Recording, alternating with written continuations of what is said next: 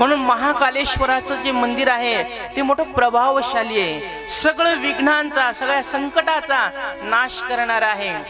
आणि हेच महाकालेश्वर मंदिराचं निर्मिती माझे गुरुवर्य सद्गुरु भोले बाबा सिद्धेश्वर पिंपळगाव यांनी मनामध्ये असा विचार केला। परमपूज्य गुरुवर्य भोले बाबा म्हणजे भगवान शंकराचं आशीर्वादात्मक रूप आहे। परमपूज्य सद्गुरु भोले बाबा म्हणजे स्वयंसिद्ध महापुरुष आहे। भगवत प्रेरणेनं त्यांनी सुंदर असं हे परमार्थाचं कार्य हाती धरलंय आणि सुंदर असं शिवलिंगाची स्थापना करायची हे त्यांच्या मनामध्ये संकल्प केला।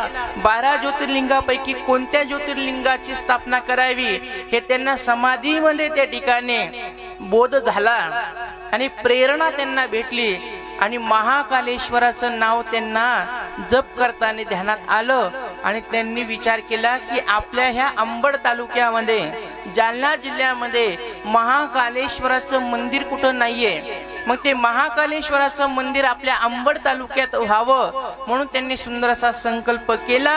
आणि इथून जवळ 4.5 किलोमीटरवर पांगरखेडा गाव आहे, त्या पांगरखेडा गावामध्ये सुंदर असणारं रस्त्याच्या काठाला एक 5.5 एकरचा प्लॉट बाबाने घेतला आणि भव्य दिव्य असं त्या ठिकाणी बाबाच्या हाताने तिथं मंदिर तयार होणार आहे। बोली महाकालेश्वर भगवान की जय।